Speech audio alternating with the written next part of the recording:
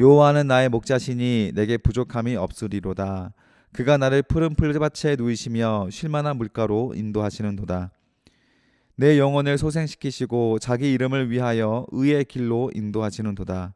내가 사망의 음침한 골짜기로 다닐지라도 해를 두려워하지 않을 것은 주께서 나와 함께 하심이라. 주의 지팡이와 막대기가 나를 안위하시나이다. 주께서 내 원수의 목전에서 내게 상을 차려 주시고 기름을 내 머리에 부으셨으니 내 잔이 넘치나이다.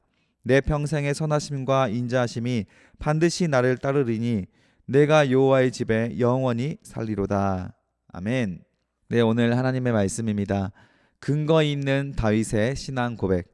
근거 있는 다윗의 신앙 고백이라는 제목으로 하나님 말씀을 함께 나누도록 하겠습니다. 다윗은 지금까지 계속 고백하는 긴 시편 23편까지의 다윗의 고백을 여러분 계속 들어오셨을 때 어떤 느낌이 드십니까? 환난 때나 또 뭐 인생이 평안할 때나 다윗은 한결같이 하나님을 찬양했잖아요. 그런데 우리는 어떻습니까? 한결같이 하나님을 찬양하는 이 다윗의 모습과 좀 비교했을 때에는 우리는 하나님을 찬양하는 때와 시기가 좀 정해져 있다라는 생각을 많이 하지 않습니까? 우리가 하나님 앞에 하나님께서 역사하실 그 내용을 요만큼 역사하세요라고 우리는 사실 하나님 앞에 어느 영역을 정해놓고 있어요. 근데 다윗 같은 경우에 보면 하나님께서 역사하실 내용이 끝이 없습니다. 그냥 인생은 전반이다라는 느낌이 저와 여러분과 또 이 다윗과의 차이가 아닌가 싶습니다. 신앙이라고 하는 것은 하나님과 얼만큼 친밀한 관계가 지속되고 있는가에 따라서 각자마다 수준이 다르고 깊이도 다르게 되는 거예요. 근데 하나님과 얼만큼 친밀한가라고 하는 것은 우리 인생에 어디까지 하나님께 열어드렸는가, 하나님께서 들어올 수 없는 나만의 깊은 어둠의 골짜기가 있습니다. 그곳까지 하나님께서 들어오지 못하도록 수치스러운 영역이라 주님을 내버리고 또 이성적인 영역에도 하나님을 내버리고, 그러니까 자꾸 선택에 있어서 우리의 이성과 우리의 경험이 더 중요해지지, 또 하나님께서 우리 그 인생들을 이렇게 쥐락펴락 할 수 있도록 내어드리긴 좀 무섭거든요. 왜냐하면 현실은 바로 눈앞에 있고 하나님의 기도의 응답은 좀 멀리 있다고 생각이 되니까 다 그런 거예요. 그래서 똑같이 복음을 듣고 이 신앙생활을 해도 하나님께서 주시는 그 은혜의 감정을 우리가 가지고 있어도 이게 자꾸 머리로는 알겠는데 이 심장까지 내려오지 않아서 투철하게 이 다윗처럼 믿음의 고백들을 해나가기가 참 어렵다라고 하는 거예요. 다윗도 제가 봤을 때 처음부터 그렇게 됐겠습니까? 다윗은 양치기는 목동이었을 때도 하나님을 찬양했습니다. 그러나 그 이후에 다윗도 슬럼프가 있었잖아요. 그 슬럼프 때에는 1년 동안이나 밧세바를 범하고 나서 나단이 찾아와서 책망할 때까지 전혀 인식을 못할 그 슬럼프도 있었고, 또 사무엘이 죽고 나서 영적인 그런 정신적인 지주가 죽고 나니까 그 나발 사건 때 또 분노하면서 나발을 죽이려고 했던 일도 있었잖아요. 그러니까 우리가 다윗이라고 하는 사람의 어떤 인성과 성품과 신앙을 생각했을 때 다윗이 당황스러운 반응을 보인 것도 분명히 있습니다. 다윗도 사람인지라 어떤 아픔과 고통이 오면 자기가 먼저 살려고 백성들을 팔아넘긴 적도 있었어요. 인구조사를 할 때에는 백성을 팔아넘겨서 자기의 생존을 이렇게 도모를 하거든요. 그냥 똑같이 우리와 같은 연약한 인간임에도 불구하고 다윗을 보고 있으면 그래도 그 슬럼프 중에서도 하나님의 음성에 늘 귀를 기울이려고 하고, 하나님의 음성이 들리지 않을 때 가장 무서워하고, 그 하나님과 관계가 친밀하다, 그리고 다윗이 어떤 순간에서도 하나님을 붙들 수 있는가의 그 근거 있는 그의 신앙생활에 확신한 그의 경험이 있다라고 하는 점이 저와 여러분의 차이일 겁니다. 다윗은 그 경험을 어렸을 때부터 해왔고 그 믿음으로 골리앗도 쓰러뜨려 봤고 하나님과 단절되어서 죄도 지어봤고 그리고 회개하고 침대가 썩어질 만큼 회개하며 하나님과의 관계도 회복해 봤고 땅바닥에서부터 하나님과 친밀한 관계까지를 모두 다 경험해보고 다윗이 그 신앙의 이유 있는 근거 있는 신앙을 고백하고 있는 거예요. 저와 여러분도 하나님에게 우리의 삶의 전반을 다 열어놔야 합니다. 하나님께 열어놓은 곳만큼 하나님을 경험하게 되는 거예요. 하나님이 역사할 수 있는 영역을 삶의 전반을 다 열어드려 보신다면 오늘 다윗이 고백하는 6가지 이 하나님과의 관계의 원칙이 우리에게 적용이 될 겁니다. 그래서 오늘 말씀 제목을 사실 이제 우리가 1절부터 6절까지 다 연결되는 내용이거든요. 다윗이 6가지 원칙을 나오고 소개를 하는데 그 원칙은 다윗의 경험이고 근거입니다. 그래서 오늘 말씀 제목을 다윗의 신앙의 6가지 원칙으로 하려다가 그냥 더 본질은 다윗이 경험한 그 삶에 대한 하나님의 역사에 대한 근거가 있었기 때문에 오늘 말씀 제목을 근거 있는 다윗의 신앙 고백이다라고 이렇게 정했습니다. 다윗은 어떤 근거를 가지고 하나님께 어떤 원칙을 가지고 신앙생활을 해야 하는가 한번 봅시다. 1절입니다. 이 시편 23편은 다윗의 하나님에 대한 신앙 고백은 찬양으로도 굉장히 많이 있을 만큼 우리가 굉장히 많이 들어왔던 것이고, 그리고 이 교회를 어렸을 때부터 쭉 다녔다면 적어도 50번 이상 설교를 들었을 정말 유명한 구절이죠. 이 23편은 다 외우고 있는 분들도 많습니다. 한번 1절 봅시다. 여호와는 나의 목자이시니 내게 부족함이 없으리로다 라고 하고 있어요. 자, 다윗은 하나님에 대해서 무엇이라고 고백하냐면 목자다라고 고백하고 있는 거예요. 다윗도 양을 치는 목자의 경험이 어렸을 때 해봤잖아요. 그래서 다윗은 하나님을 찬양하는 그 일에 있어서 그 목자가 가지고 있는 그 상징적인 의미를 대입을 시켜서 고백을 한 거예요. 목자는 양을 치지 않습니까? 양들은 시력이 어두워서 이 목자의 음성이 없으면 자기 마음대로 절벽으로 가서 떨어져 죽기도 하고 들짐승에게 잡아먹혀 죽기도 하는 거예요. 반드시 목자의 보호를 받아야 되는 거예요. 그래서 다윗이 여기에서 하나님은 나의 목자이십니다라고 하는 것은 먼저 전제되어 있는 신앙 고백이 나는 눈이 시력이 약한 양에 불과합니다. 또 양은 고집이 굉장히 강해요. 자기 고집대로 막 뭔가 움직이려고 하는 거예요. 그래서 목자의 음성에 듣고 반응을 해야 되는데 그렇지 않은 연약한 고집스러운 모습을, 하나님의 보호하심이 없으면 결코 생존할 수 없는 연약한 어린 양의 모습을 다윗이 자기에게 대입을 하면서 하나님이 나의 목자이심을 고백을 하는 겁니다. 그래서 나는 그런데 하나님을 목자로 삼은 양인데 하나님에게 좀 말씀을 잘 듣는 양입니다라도 고백을 하는 거예요. 왜냐하면 내게 부족함이 없다라고 고백하는 것은 이 양이 자기 멋대로 길을 가면 부족해지거든요.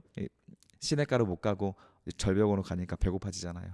다윗은 부족함이 없다라는 것은 자기는 말을 잘 듣는 양이라는 거예요. 여러분들은 어떤 양입니까? 하나님 말씀 잘 듣는 양입니까? 매 맞고 정신 차리고 돌아와야 하는 양입니까? 각자가 다 이 고집들이 있어서 우리는 시력이 어두운 존재다 라는 거 생각을 하시고, 그러나 양은 귀가 밝습니다.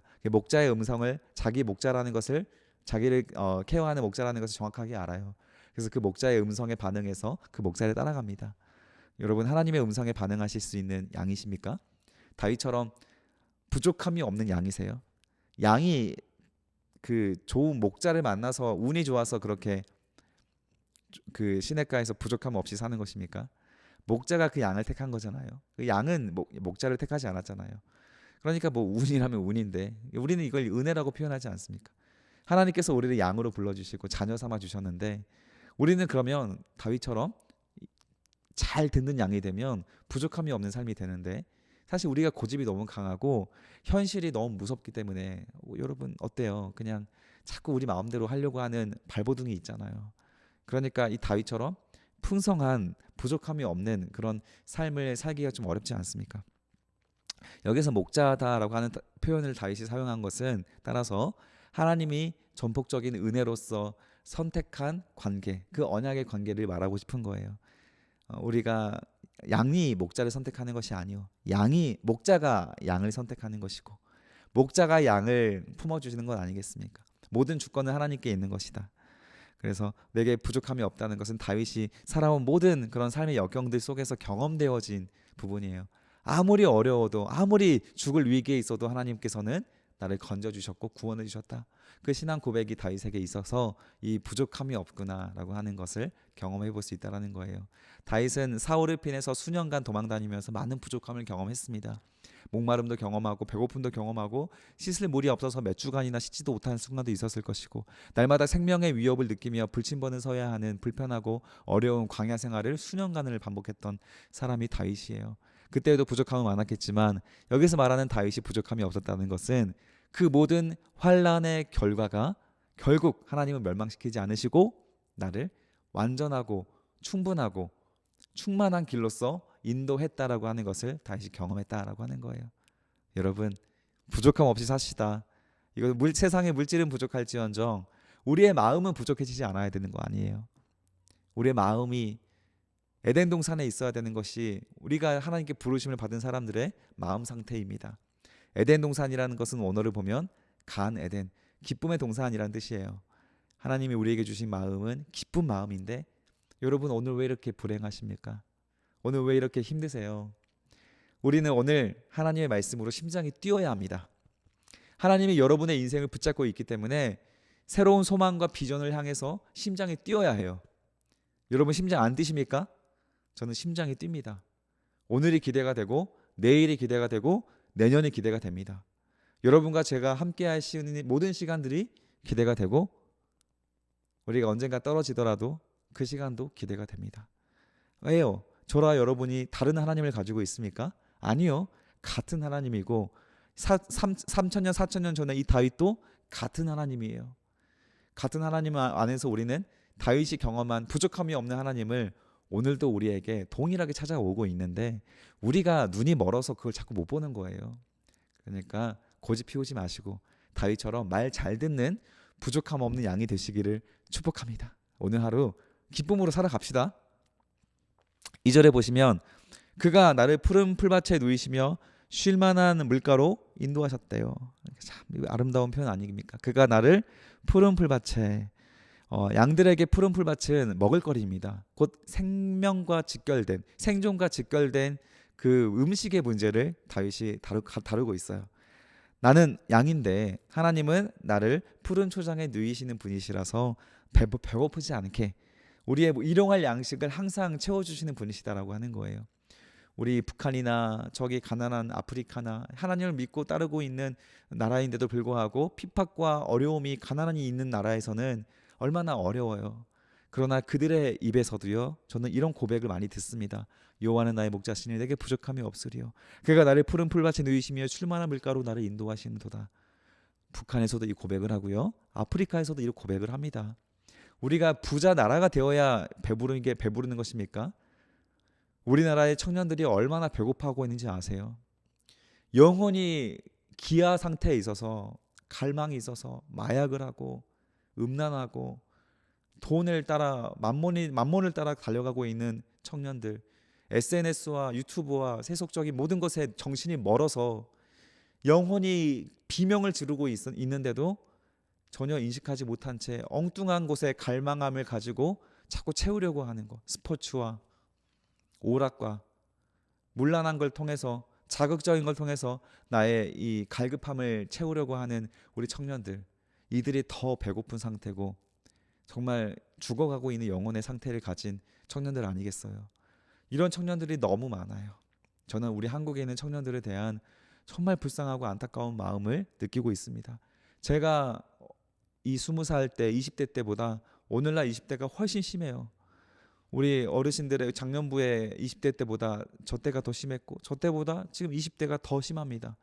정말 이 세상에 어둡고 절망스러운 상황들이 너무 극심하게 가고 있고 모든 청년들이 코인과 주식에 빠져 있고 돈을 최고로 여기고 그리고 돈을 쉽게 벌려고 하고 노력하려고 하지도 않고 교만하고 자기 중심이 가득 차 있고 자기 정답으로 가득 차 있어서 고생하려고 하지도 않고 얼마나 답이 없는 상태에 어두운 상태, 눈멀어 있는 고집스러운 양 상태로 세상 청년들이 살아가고 있는지 여러분 청년들을 볼 때마다 소망이 없다라는 생각이 너무 많이 들어요.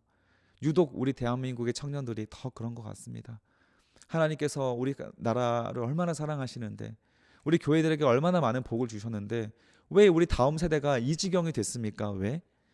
너무 저는 이 안타까움과 좀 슬픈 마음이 우리 청년들을 볼 때마다 일어나고 있고 그럼에도 불구하고 말씀을 사랑하고 주의 뜻대로 일어나고자 새롭게 눈뜨고 있는 청년들도 우리 교회도 많이 있어요.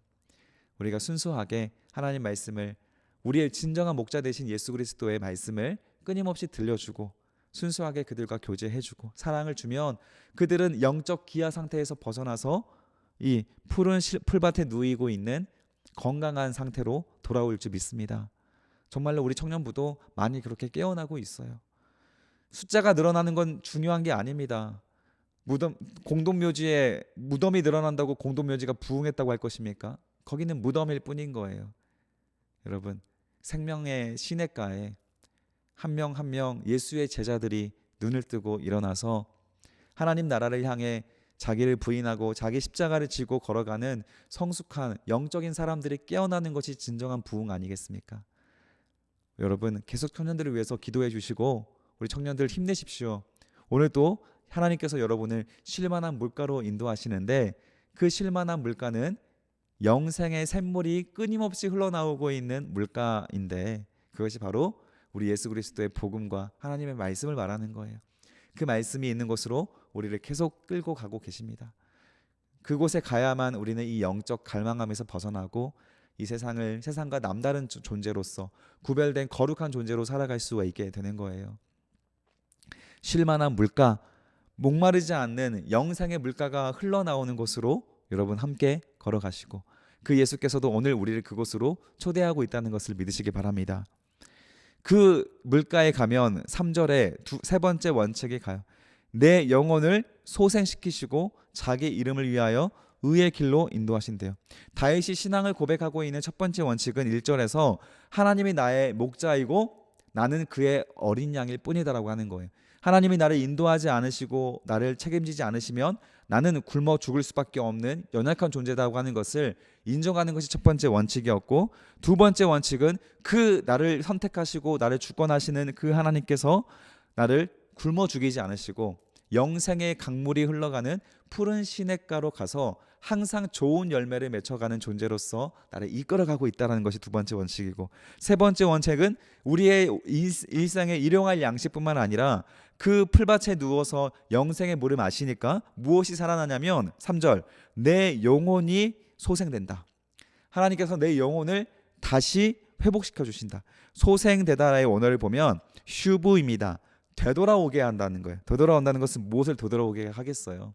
죄악에서 눈이 멀어서 죄악의 똥통에서 수영하고 있는 우리들을 불러서 깨끗하게 씻어주시고 하나님 안에서 있어야 할 자리로 제자리로 데려오게 하는 거예요. 하나님이 주시는 영생의 강물을 먹고 목마르지 않는 영혼의 풍족함을 맛보게 되는 것이 여기서 말하는 슈브, 되돌아오게 하는 소생되게 맞는 겁니다.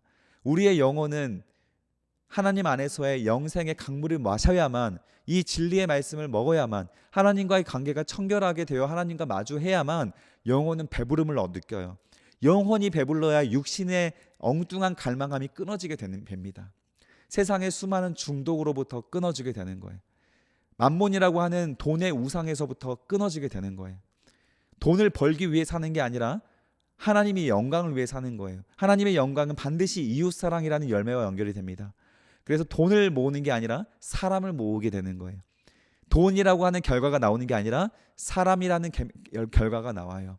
그래서 항상 이 다윗과 같이 하나님이 인도하시는 푸른 시냇가와 마르지 않은 샘물로 인도하는 그 양들의 결과는 사람입니다. 사람. 그래서 그리스도인들은 늘 사람이 풍족한 부자예요. 사람 부자입니다. 베드로에게 예수님께서 찾아오셨을 때 만선을 이루었던 예수님께서 이 만선인 고기가 포커스가 아니라, 초점이 아니라 나는 너를 반드시 사람을 낚는 어부가 되게 할 것이다 라고 예수님께서 베드로의 정체성을 가르쳐 주시잖아요. 우리는 돈이 아니라 사람을 낚는 어부가 되는 거예요. 사람이라는 열매를 맺는 어부가 되게 만들어 주시는 것. 그래서 이게 영혼이 소생될 때 나타나는 현상입니다. 그래서 그 모든 소생시킨 영혼은 나를 위해 사는 것이 아니고 사람을 위해 사는 것이 아니라 여호와의 이름을 위하여 그런 이웃사랑들의 아름다운 열매가 연결된다라는 것을 말하고 있는 거예요. 그리고 의의 길, 정직한 길을 말하는 것입니다.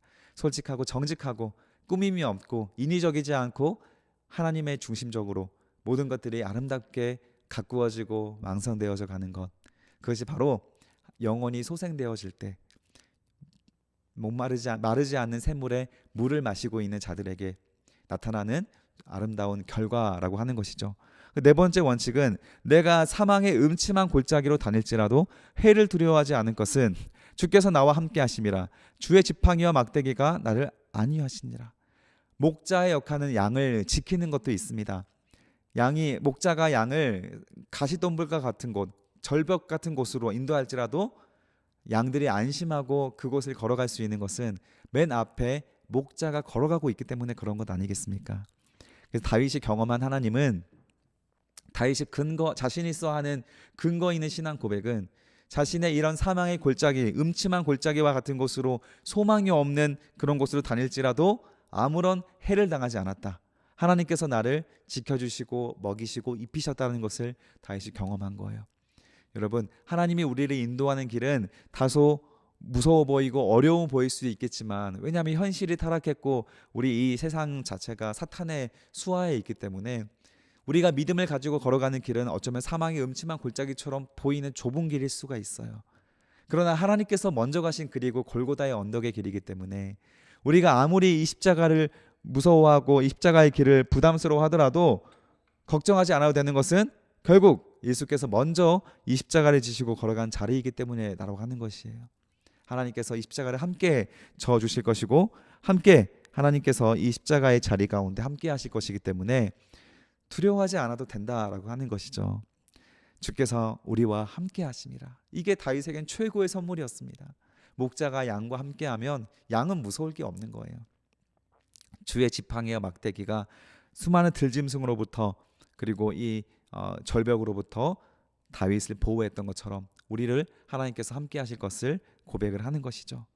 여러분, 이것을 반드시 경험해 보시기 바랍니다.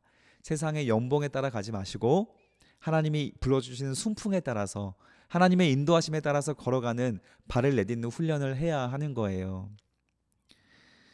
5절에 보면 주께서 내 원수의 목전에서 내게 상을 차려주시고 기름을 내 머리에 부으셨으니 내 잔이 넘치나이다 라고 하고 있어요. 여러분, 하나님의 목전 앞에 함께 주님을 바라보며 걸어갔던 다윗의 고백은 원수가 내 앞에 있어도 두려워하지 않을 수 있다는 것, 원수를 미워하거나 그를 내가 이기기 위해서 발버둥 치지 않아도 된다는 것을 다윗이 경험한 거예요. 원수가 눈앞에 있는데 하나님은 내게 뭘 해주고 있어요? 내 눈앞에서 원수를 두들겨 패서 없애주는 게 아니라 원수가 내 앞에 있는데 하나님께서 나에게 밥 먹으라고 상을 차려주고 있는 거예요. 나를 죽이려고 하는 강도가 눈앞에 있는데 거기서 밥을 먹고 있을 수 있습니까? 가능합니다. 언제 가능합니까? 우리를 지키는 경호원들이 있으면, 사람들이 나에게 막 그 원수가 죽이려고 해도 경호원들이 있으니까 그 앞에서 밥을 먹을 수 있는 거, 좀 뭔가 비유가 좀 적절하지 않은 것 같은데, 다윗은 항상 편안하고 그리고 어느 순간에도 잠을 잘 잤어요. 잠을 잘 잘 수 있었던 이유는 하나님께서 원수들이 가득한 세상이라 할지라도 그 하나님을 신뢰해서 주님 안에 정직하게 살아가면, 죄 없이 하나님과 정직하게 살아갔기 때문에 하나님께서 나를 지켜주실 것이라고 믿었기 때문에 잠을 잘 잤다라는 거예요. 그래서 이제 하나님께서 나를 지키시는 목자에서 넘어서서 주님이라고 하는 표현으로서 더 발전되는 다윗의 고백이 있어요. 5절에. 그래서 하나님께서는 나의 목자로서 나에게 지켜주시지만 또 나의 주인이시기에 우리가 싸워야 할 세상에 사명도 존재합니다. 그 원수가 존재해요. 양들은 누구랑 싸우겠습니까? 양에 누가 어떤 힘으로 싸우겠어요? 그러나 그 관계가 하나님의 사명을 받은 양이 된다면, 전신갑주를 입은 양은 세상과 싸울 수 있는 힘도 생기는데 그 싸움조차도 하나님께서 대신 싸워주시는 거예요. 하나님의 보호하심 안에서 싸우게 되는 걸 말하는 겁니다. 그래서 원수의 목전 앞에서 내게 상을 차려주시고 기름을 내게 부어주셔서 내 잔이 차고 넘치는 거예요. 기름은 하나님께서 임명하시는 부르심을 의미합니다. 저와 여러분도 자녀로서 우리는 기름 받은 거예요. 그런데 이것이 차고 흘러 넘쳐서 나에게만 풍족하고 부유하게 만드는 게 아니라 옆에 있는 사람들에게 다 흘려보내주는 거예요. 그래서 그의 입에는 늘 찬양이 있고 전도하고자 하는 마음의 의지가 생기는 거예요. 너무 좋으니까. 너무 좋으면 전하지 않고 어떻게 배깁니까? 너무 좋은 소식은 자꾸 자랑하고 싶고 알려주고 싶고. 여러분, 어디다 투자만 하면 부자가 될 수 있다라고 하는 그 주식 정보가 있다고 하면 여러분 혼자 가지고 있겠어요? 100% 확신한 길이라면 옆에 우리 청년들한테 알려주지 않겠어요? 그것처럼 너무 분명하게 행복하고 좋은 길이라는 것을 알면 그 길로 전도하는 거예요. 그래서 내게 차려주신 상이 있으니까 너무 좋으니까 그것을 기쁨으로써 하나님께 부르심을 받은 그 잔이 차고 넘쳐서 이웃들에게 흘러갈 수 있도록 우리가 살아갈 수가 있다라는 것이죠. 6절에 보면 마지막 원칙입니다. 내 평생의 선하심과 인자하심이 반드시 나를 따를 것이다. 그 결과 내가 여호와의 집에, 강조 표시해 주세요, 영원히 살리로다. 다윗은 이 모든 원칙 가운데 결론과 같이 이렇게 고백을 하고 있어요. 나의 평생에, 내가 살아가는 모든 순간에 나는 하나님과 동행할 것이기에, 하나님이 나와 동행하시는 것이 아니라 내가 하나님과 동행할 것이기에 하나님의 선하심, 하나님의 선한 축복과 하나님의 자비하심이 반드시, 예외가 없습니다, 무조건적으로 나를 지키시고 나와 함께 할 것을 나는 믿는다라는 거예요. 나의 살아가는 내 인생을 위해서 이 말씀을 적용할 수가 없어요. 하나님이 보여주시는 하나님의 선하심입니다. 나의 계획의 선함이 아니라 하나님의 선하심과 하나님의 자비로움이 나를 이끌어갈 것을 말하는 것이에요. 이 말씀을 내가 내 세상의 사업과 욕심을 통해서 걸어가는 그 길을 하나님의 선하심으로 나와 따라갈 것이다, 이렇게 해석하면 절대 안 됩니다. 하나님 평생에 하나님의 선하심과 인자하심을 우리가 따르는 것이죠. 우리가 따르다 보니까 그 결과가 어디로 가요? 내가 영원히 여호와의 집에 사는 거예요. 내 탐심으로 걸어가면 여러분, 내 욕심의 결과 내 집에 살게 되는 것이지 여호와의 집은 아니거든요. 그러나 다윗은 하나님 안에서 영원히 살아가는 그 집을 하나님의 집이라고 고백을 하고 있다는 거예요. 오늘 저와 여러분들은 어디에 사시겠습니까? 세상의 집에 살겠습니까? 하나님의 집에 사시겠습니까? 한번 선택해 보십시오. 다윗과 같이 순한 선한 양이 되어서, 착한 양이 되어 양의 목자의 음성에 따라 반응하고, 그리고 주님이라 고백하는 하나님이 주시는 내게 주신 사명에 따라 이 세상을 거슬러, 그 가치를 거슬러 원수 사탄 마귀와 맞서 싸워가며 나를 지키시는 하나님을 의지하여서 영원히 여호와의 집에 살아가고자 하는 살아있는 생명력으로 오늘 하루를 보내실 것입니까? 아니면 세상의 노예가 되어 무기력하고 두려워하는 불쌍한 종이 되어 살아갈 것입니까? 그 선택은 오늘도 우리가 근거 있는 신앙의 결과를 통해 결정지을 수 있는 거예요. 오늘은 불안하지만 그래도 믿음으로 오늘 말씀을 가지고 여러분 탁 힘을 얻어서 다윗처럼 결단해 보시고, 그리고 우리가 몸소 하나님의 선하심을 체험해 보신다면 다윗과 같이 좋은 선택을 할 수 있는 하루가 될 줄 믿습니다. 오늘 이 다윗이 고백한 좋은 시편 말씀을 다시 한번 읽어보시고 암송해 보시면서 하나님과 동행하시는 기쁘고 설레이는, 심장 뛰는, 살아있는 생명력 있는 하루가 되시기를 간절히 축복합니다. 기도하겠습니다. 살아계신 아버지 하나님, 감사합니다. 오늘도 우리를 불쌍히 여기시고 사랑하셔서 우리를 불러주시는 목자로서 우리에게 함께 하심에 감사드립니다. 우리가 사망의 음침한 골짜기에 다닐지라도 우리가 해를 당하지 않을 수 있는 것은 주님께서 우리를 지켜주신다는 것을 우리가 함께 경험으로써 우리도 고백할 수 있게 해주시고, 우리가 다윗처럼 주님을 더욱더 사랑하고 따라가는 인생 전반을 주님께 올려드릴 수 있는 선한 양이 될 수 있도록 도와주시옵소서. 선한 목자이신 예수 그리스도의 이름으로 기도드립니다. 아멘.